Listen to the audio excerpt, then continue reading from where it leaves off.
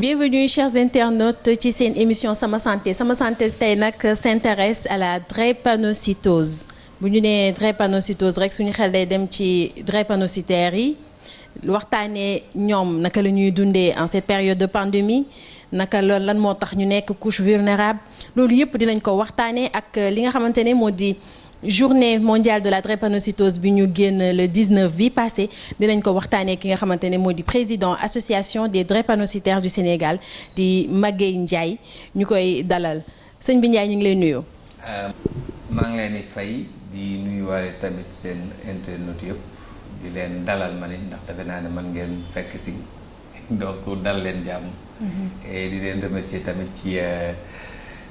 gëdd gi ngeen jox drépanocytose ba tax. tey ngeen seet si ba. d'accord sëñ bi Ndiaye léegi dañu lay bëggoon laaj rek nga wax ñu lan mooy particularité li nga xamante ne moo di drépanocytose. Drépanocytose particularité moom mooy déjà maladie rare la. si définition benn maladie drép la ñuy ñaar mais aussi maladie anémie la. alors donc beneen particularité parce que particularité yi bari na.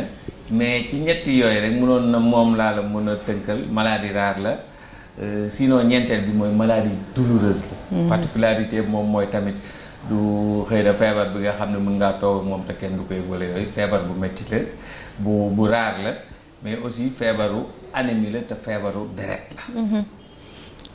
léegi nag ñu bëggoon rek xam lan moo tax nit ñi nga xamante ne dañu les personnes atteintes de cette pathologie lan moo tax ñu vulnérable ci li nga xamante ne moo di Covid 19. waaw xam nga bon d'après li ñuy expliquer c'est parce que aussi xam nga Covid bi virus la boo xam ni rapidement moom mu crée benn infection dans l'organisme. alors que drépanocytaire déjà nit la koo xam dafa susceptible aux infections. benn ñaar nit la koo xam ni tamit dafay développer ay infections à telle enseigne que. lu ci ëpp yenn saa yi même yow sa bopp boo amee crise de drépanocytose des fois da ngay am du mal à respirer. alors que ñëpp xam nañ ne virus bi ni muy nekkee ci yaram bi souvent ku ko yore da ngay gis yaram bi day tàng parce que instant boobu organisme bi mu ngi développer ay défense yoo xam ni moom mooy waral yenn saa yaram bi tàng à ce point. alors que un drépanocytaire moom nit da koo xam ni déjà dafa xiiboon dafa ouvert aux infections. dafa di koo xam ni tamit dafa yomba feebar. donc lu mel ni corona. c'est tout à fait normal mu nekk mbër moo xam ci drépanocytaire fu mu ko daanaka mu koy sori moo gën muy jéem a sax sa ngoog moom. d'accord donc bi ma déggee sa wax loolu mooy ñi nga xamante ne ñoo di drépanocytaires yi ñoom dañu am malchance nga xamante ne gën a def forme grave ci mbir mi. voilà parce que c'est les personnes yoo xam ni ki nga xam ni tey amul drépanocytaire li mu mën a dékku. xëy na drépanocytaire bi dékku ko mënu ko dékku par rapport ak corona effectivement c'est des personnes très vulnérables nit lañu yoo xam ni amuñu kàttan nag seen yaram seen organisme seen feebar dafa bindoo noo xam ni ñoom mënuñoo aar seen bopp correctement contre lu mel ni virus corona. D'accord. Y a-t-il une manière particulière pour drépanocytaires yi ñu daal di protéger wu contre li nga xamante ne moo di coronavirus bi. waaw xam nga bon dafa am loo xam ni moom mooy geste barrière yi moom la ñu joxe consigne port masque di wàññi génn yi inutilement déplacement yi nga xam ne amul njëriñ loolu di def alcool gel lavage mais tamit dafa am yeneen recommandation xam nga drépanocytaire dafa di koo xam toujours day fréquenter hôpital. day faral di am ay rendez-vous alors dañoo déparé ci d'abord ñu rendez-vous yi nañ koy def téléphone c'est-à-dire malade bi nga xam ni tëddul affaire bi sonalu ko noonu du jar muy déplacer wu inutilement mun na woo médecin na ko tey laa amoon rendez-vous waaye ça va dara jot moom mun na ko jëlaatal garab yi. alors ça loolu la ñu njëkk a yokk ci mesure barrière yi. mais tamit leneen li ci njëkk a yokk moom mooy que drépanocytaire bu mu munti doon lu yëg. loo xam ni c'est pas habituel parce que kenn ku ci ne xam nga sa drépano di ngay xam ni yax yi dinay ruux yenn saay mais yéen am na yenn saay bu raxee leneen rek dañ lay wax nga gaaw daw bi tamit yaram bi buy faral di tàngee noo xam ni mosoo ko xam ndax drépanocytaire boo gis lu mu bon suma genre yi dund nañoo ak seen feebar plus de 40 ans donc buñ ci gisee loo xam ni tey sentir nañ ko lu weesu lañ daan yéegi dañ naan la dawal ndax souvent boo xoolee virus bi dafay ànd ak benn infection moom lay faral di développer surtout ci drépanocytaires yi ba tax na loolu yëpp daal ay matuwaay la ay mesures yoo xam ni bi mu dooree la ñu ministère teel a defal note pour que ñu gën cee bàyyi xel boole ko mesure barrière yi nga xam ni moom lañ dicté. d'accord suñu déggee li ngay wax loolu dafa mel day firndeel que ni drépanocytaire bi dafa war a gën a protéger wu sax que nit koo xamante ne dara dalu ko. waaw parce que franchement parler ñun buñ départ bi xawoon nañu am lu ñu naqari. xawoon nañu am lu ñu jaaxal. ci naka ndax dañ ne bëreet rek benn déjà man en tant que président le point focal professeur Diagne dafa njëkk a soumettre benn note. ministère validé ko ne ko wax nga dëgg am na particularité boo xam ne dafa am ci yenn feebar yi ci drépanocytaire ak ñeneen par rapport au virus bi. mais tamit dañoo jékki benn jour rek directrice de la santé def communication ne nañu moytu na askan bi yëpp moytu waaye rawatina personne vulnérable yi daal di ne drépanocytaire.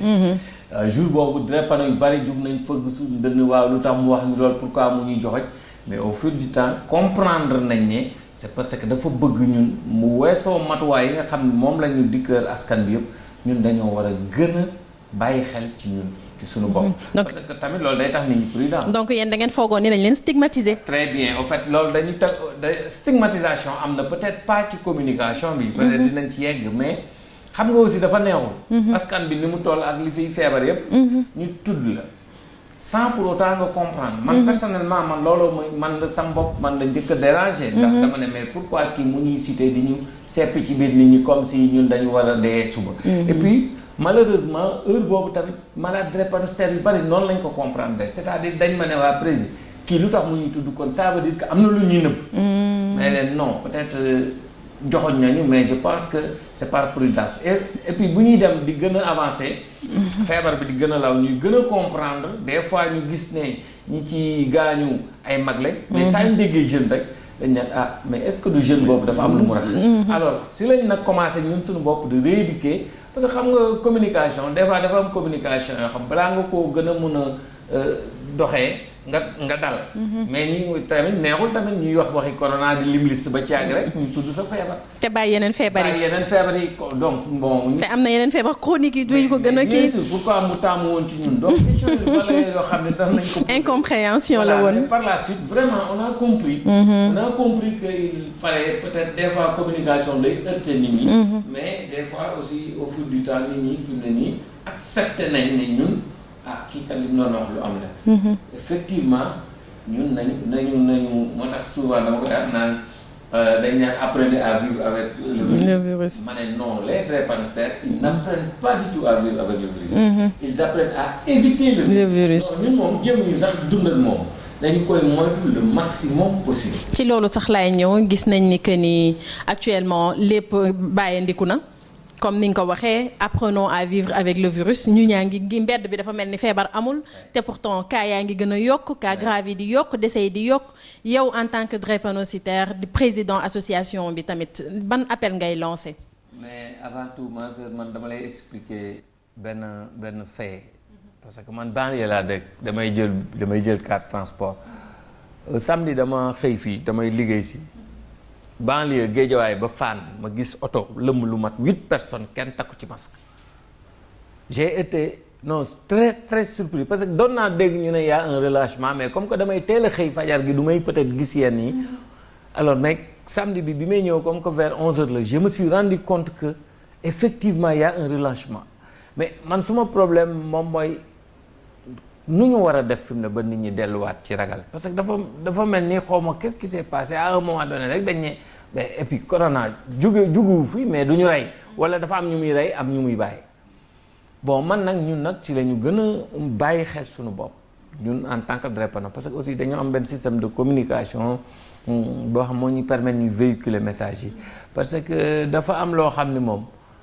xam nañ ne mooy am ci askan bi mooy bëree ñu dal sa kaw ñàkk bëree ñu dal sa kaw. te pourtant ñëpp sax yaa ngi wax waxu banlieue bi ñëpp ñu ngi naan ñu ci ëpp am na ñoo xam ne naan boo gisee relâchement yi am est-ce que feebar bi ça existe te pourtant mi ngi def ay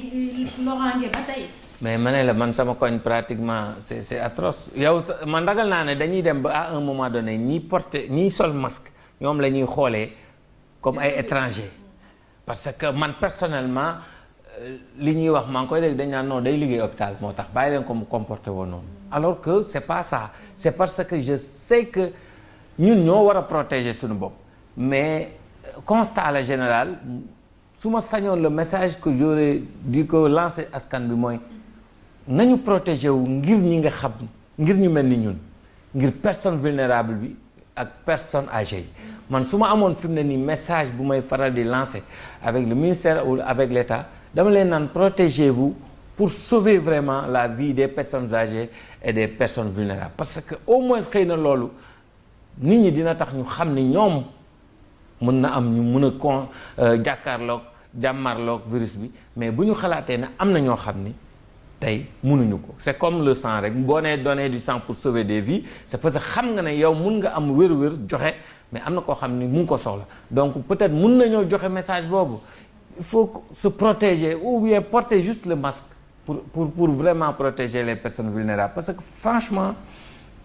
il y a une question boo xam ni fi mu ne moo ñu tere nelaw mooy lii ba kañ et puis est-ce que protéger wu doyati na boo des personnes vulnérables franchement parler c'est difficile. D'accord ci loolu noonu laay def comme li nga wax ni personne vulnérable mooy drépanocytaire bi actuellement nii seen xeex gis nañ ni que ni 19 juin mooy journée mondiale de la drépanocytose. naka ngeen ko dundee atum ren gi ak pandémie bi. waaw xam nga bon ñun par rapport ak ces associations yi souvent dañ daan teel a jóg ren tamit on a compris ndax defe naa ne. peut-être mesures yi gënoon na serré au départ mënoon nañ sax organiser manifestation parce que ñun dañoo bokk ci benn réseau africain de lutte contre la drépano où dëkk yëpp dañoo organiser c'est vrai ils ont respecté les distances mais dañoo organiser manifestation mais ñun dañ ne noo jar ko nañ leen fexe ba porter plaidoyer bi porter message yi parce que dafa am loo xam ne dafa am solo mooy boo tàntee woo nit ñi def bâche ak añ ak yooyu te li am solo mooy message bi ngay véhiculer alors que ñun ren sunu njiit dafa teel a def benn proposition ak collègues sous-région yi ba ñu d'accord ne drépanocytose la ñuy wax ak corona alors donc moo taxoon ñu ci doon liggéey ba commencé ko alors ministère tamit comme que suñu njiit lañu ñoom dañu proposé woon tout juste benn vidéo ñaar pour dugal ko seen site mais teewul ñun yàlla dafa def tamit dañuy faral di communiquer ndax des fois site yi xëy na du ñëpp ci mën a dugg alors moo taxoon loolu on l'a vécu vraiment de manière très sereine ñu bari ñu mën naan mais ren sax médiatisation bi mu am gëj na ko am may leen bon peut-être dañuy am des fois ay partenaires yoo xam ni tamit on a envie de parler autre chose c'est vrai que corona mu ngi fi mais aussi dafa am ñoo xam ni dañu xam ni au-delà du corona am na nit yoo xam ne tamit ñu ngi souffrir te ñu ngi dee sax ci kër yi ndax ñàkk a dem hôpital te ça c'est des faits avérés moo tax même ñun suñu biir communication toujours dañuy wax maladie corona am na mais dee leen dem hôpital parce que aussi li gën a bon moom mooy sa propre feebar tëddal la sa kër ba lor la ngay bañ a dem assistance et c'est dommage c'est vrai que consultation téléphone la mais yenn saa il faut nga dem hôpital pour ñu gis la te loolu aussi lu ñuy faral di dund la tey ci suba rek benn malade nee naa ko mais yow jaabante bi metti na chaque semaine bi yëpp chaque jour nga ñëw ñu hospitaliser la ba 16h nga ñibbi mu ne moo ma gënal ñu hospitaliser ma téye ma fi ma ne ko mais lu ko waral mu ne moo dafa wóorul ma ne ko non c'est pas parce que da ngay dem hôpital que da nga war a am corona parce que aussi loolu yëpp c'est dafa am information yoo xam tamit dafa des daal j'ai l'impression que nit ñi dañoo jàpp ne ñun ñii di xëy di dem hôpital ñoo gën a exposé wu que ki nga xam ne mu dox di dem plage mais plage yaa ngi fi defe naa tamit lu leen gën a nekk ay lieux de contact amul c'est vrai que hôpital da ngay dajeeg yeneen malade da ngay jot ci malade da ngay dajeeg peut-être ku nekk mais taxul nga dem rek dugg fa rek amee corona moo tax souvent day xaw a complexe ci nit ñi ku nekk ak daal sa attitude et c'est ça le problème vraiment ku nekk ak sa gis-gis te jafe na quand même. D'accord yaa ngi wax léegi ci mbirum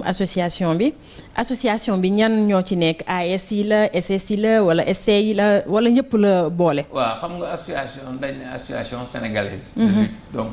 ñëpp la parents sympathisants yéen journalistes yi les médecins tout le monde muy ku am ku amul parce que xam nga association de patients des fois bu fekkee ñëpp dañuy tëdd feebar xam nga du dox il faut mu am ñoo xam ni tamit dara jotu leen ñu nekk ci di ci jàpp donc association la pour ñëpp mais ñeen a ngi ciy gis seen bopp ni ñaay ndimbal yaa ngi ñëw gaa yaa ngi leen di soutenir. waaw bon ndimbal bi moom foofu la problème bi féete ndimbal bi moom sincèrement parle xam nga ñu association malade duñ ko jox budget xam nga état boolewul ci fonctionnement génn budget rek ne nañ ko jox association bien que da ngay def ay activités tout le temps mais ñoom li ñuy digleeg yow souvent moom mooy bu activité amee luñ ci mën lañ ci te gis nañ ne ñoom journée mondiale la ñuy ñëw def seen contribution c'est-à-dire peut-être mën nañ la jëlal benn partie du budget bi bu fekkee tel dëkk nga fay nekkee mën nañ la envoyer seeni autorité à titre officiel parce que journée mondiale aussi normalement ministère de la santé moo ko waroon organiser mais fii presque association yi ñoo koy organiser seen bopp alors ministère daf ñuy accompagner mais amul benn budget boo xam ne dañ koy voter chaque année lenn nag am na mooy des fois nga am partenaire parce que aussi association collaboration bi moom mooy tax nga am partenaire am des fois nga am sponsor ci journée mondiale des fois nga am partenaire boo xam étranger la chaque année day def benn budget boo xam ni yow da nga koy defal après ay feedback compte rendu activité parce que boo defee sa benn évaluation def sa benn planning budgétiser ko ñoom bu leen dooyee rek dañ lay financer mais pour une année la pour 2 ans mais à chaque fois lépp loo xam ne day nekk ci activité da nga leen koy envoyer peut-être ñoom it day bokk seen propre rapport d'activité. D'accord, yéen naka ngeen di fonctionner en tant qu'association? Alors man j'ai 2 types de fonctionnement 3 types sax parce que bon dama cee boole ministère peut-être mais sinon ñun li ñuy gën a fonctionner moom mooy ñun suñu cotisation parce que loolu tamit dafa am solo ndax association boo xam ni dañoo nekk ay malades yoo xam dañu farlu dañu am benn caisse am benn compte boo xam ni fa la ñuy cotiser on a un trésorier moom la ñuy verser weer bu jot ku ne membre nga rek te jënd carte di ñëw réunion da nga war a cotiser cotisation yi ñaata la toll? cotisation yi 500 la alors carte de membre yi? carte de membre yi 1500 la alors dafa am cotisation am caisse sociale parce que caisse sociale mooy li nga xam ni day tax tey ñu dem ngénte dem dëj mais aussi day tax xam nga des fois ñu hospitaliser ay nit yoo xam ni même bu dee 3000 francs amuñu ko donc loolu souvent caisse sociale moo koy def te caisse sociale da ngay gis parce que association de dépendants am na ñoo xam ñu ngi liggéey mën nañoo génn somme bu bari dugal ci te duñ ko jëriñoo alors type de kii boobu laa njëkk am de fonctionnement boobu mais aussi dama am collaboration avec la coopération monégasque donc waa Monaco pratiquement depuis 10 ans maintenant je pense ñoo ngi dem nañ fi Monaco à plusieurs reprises ba ñoom tabaxal nañu fi benn centre boo xam centre de unité de soins ambulatoires la pour xale yi parce que tey boo duggee Albert Royer rek am na bâtiment boo xam rien que pour drépano bu docteur Indo mais je me rappelle au temps bu ñu demaan Monaco mais c'était comme un jury man ak professeur Diagne dañ daan toog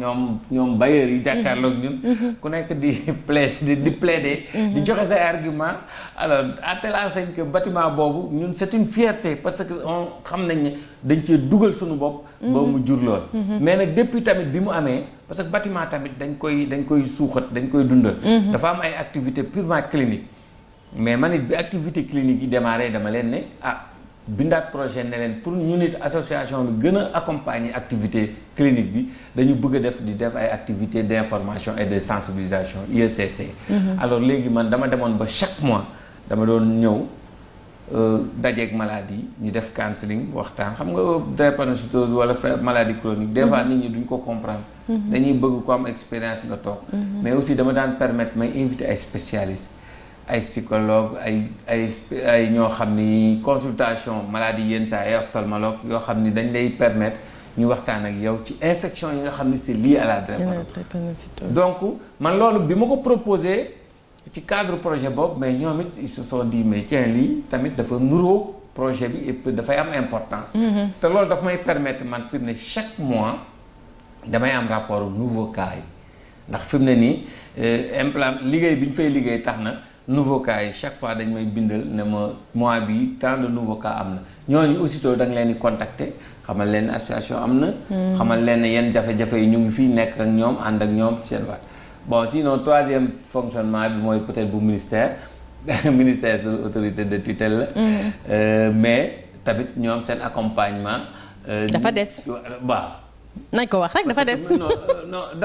bon xam nga boo nee presque inexistante man xam nga souvent gars yi dañuy jaawale ñaari casquette yi ndax su ma waxee dañuy naan ma non agent nga alors que man su may wax je parle en tant qu'ambassadeur de la lutte contre la drépano l'agent c'est beneen casquette la mais mënuma taxaw di wax waxi drépano naan ministère c'est bien alors que maladie yi sentiruñ ko donc man moo tax ma ne dafa des boobu sax mun nañ ne amul xam nga sax dafa des moom dañ koy def nii rek pour rafetal parce que aussi mu am nga gis moo gën a neex ngay séntu di ñu lay gëmloo fekk bon ba léegi ba sànq muy noonu. su ma la déggee ngay wax dafa mel ni drépanocytaires yi dañ leen a fàtte. mais non drépanocytaires yi kay est-ce que ñoom xam nañ ne am nañ. parce que je me demande ñun des fois fu ñu positionné c'est vrai nag boo demee ministère y a la direction de la maladie. Il y a vraiment quelqu'un qui est très bien là-bas boo xam ni soo ko gisee moom il te reçoit dina la déglu. te aussi dina ànd ak yow yëg ak waaj. ci nu mu ko mënee docteur Babacar Gueye un gars très bien mais bu ko weesoo. Du point de vue accompagnement malade xam nga problème bi foofu la féete. xam nga bu fekkee da nga taxawu ministère wala taxawu état malade bi séntuwul ci yow lenn lu dul bu amee problème nga taxaw ko parce que association bi loolu moom mooy seen doole man tey malade problème boo am dama lay déglu. même bu dee aw ma mënuma ci fukki dërëm naa la dalal déglu la yenn saa yi may uti ndox may la. waaw naanal may dalal na nga ça c'est pour au moins le minimum mais il se trouve que ñoom taxawaay boobu. ñoom bu ñu ko taxawoon ak association yi dinañ ko gën a mun a taxawee ci wetu malade. parce que boo xoolee historique gu association c'est pour servir de tampon entre le ministère wala l'État ak les associations. parce que tey nii ni ma koy faral di waxee man li ma xam ci problème drépanocytaires yi ak fi ñu dëkk ak ni ñuy vivre ak problème bu ñëw ni ñu koy dundee amul kenn ku ma ko gën a xam. parce que kenn ku ci nekk rek fii ba. Mbumba dem naa fa ndax drépanocytaire j'ai fait 700 kilomètres ay 800 rien que pour toog ak ay malades. mais loolu c'est parce que da nga bëgg a xam ñoom ni ñuy comporté woo c'est parce que aussi dañ laa ubbil sa bopp. mais ku mel yu mel noonu association yi yooyu loolu moom mooy sa rôle mais day fekk tamit. am ndimbal ci seen tutelle. voilà ñoo xam ni yow nga am accompagnement boo xam ne di nga leen yombal liggéey. parce que nag li ñuy def nii bu ñu demee ci benn région. ñu def par exemple dépistage. ñu ne 2000 personnes wala 1500 mais rapport yooyu après ñun dañ koy soumettre pour que ñoom ñu xam ne zone bi léegi lii am na fa. mais du loo xam ne dañ koy def parce que pour le plaisir. ndax du ñu xëy cotiser ba mu mat benn budget ñu xëy ne dañuy dajale ay malades yu nekk Tamba ñoo defal leen dépistage ba pare ñëwaat toog non alors toujours dañ koy soumettre dañuy def rapport dañuy wan ne. ñun kat ak ci biir activité yi def nañ dépistage def nañ sensibilisation léegi lañ ci jëlee. te souvent day servir de moyen pour étudier peut-être benn zone. kon nag waa ministère dinañ la dégg nañ leen gën leen nañu war a gën a bàyyi xel ñi nga xamante ne moo di drépanocytaires yi. sama maam daan na wax ne koko. kenn du ko aji da nga koy gësam. koko c'est que ministère wala état wala Sénégal defe naa toll nañ foo xam ne ñun ak ñoom defe naa fa lañ jëm. non koko boo ko bëggee jot boo taxee di sànni xeer du mos a wadd. foo nga gësam ko. dëgg la. peut-être ñoom dañu dégg. d'accord kon ma sa dernier mot. alors man suma dernier mot c'est déjà damay bëggoon a interpeller parce que quand même Covid bi dafa demander à ce que ñëpp bokk ci. te constat bi malheureusement métti na. te gëm naa ne bu yàggee peut-être ñun ñii. di personne vulnérable wala ñun ñi wala personne âgée yi ñoo ciy gën a souffrir. damay ñaan rek nit ñi ñu delluwaat ci respect port masque bi ak mesure barrière yi ngir ñun ñi nga xam ni xëy na sunu santé mayu ñu résister ci Covid bi. wala ngir mag ñi nga xam ni moom lañ bàyyi ci kër yi. te buñ fa indee virus bi mu rey leen. mais aussi souvent di interpeller drépanocytaires. nañuy bàyyi di tëdd seen kër ndax métit ku ci am métit lu mu tar demal hôpital ñu consulter la ndax dafay metti trop ngay perte ay nit pourquoi parce que ñu ngi tëdd seen kër ànd ak seen métit te vraiment loolu moom bëggoon naa nit ñi gën ko véhiculer ñu delluwaat ci mesures yi ngir ñi nga xam ne amuñu wér bu leen permettre ñu vraiment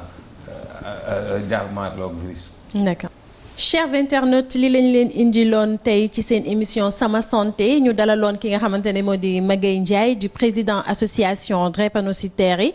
ñu ñëwoon rek ngi waxtaan ak ñoom seen vécu ci ak li nga xamante ne moo di Covid 19 bi période bi gis nañ ne période bu metti la mais nag appel bi j'espère que nit ñi dinañ ko jëfee moom mi ngi ñaax askan wi ñu bàyyi xel respecter mesures barrières yi ngir ñi nga xamante ne ñoo di personnes vulnérables yi ak personnes âgées yi. Chers internautes ñu leen di jox rendez-vous très prochainement ci seen beneen numéro Sama Santé. D'ici là di leen wax ni l'information continue sur www.igfm.sn.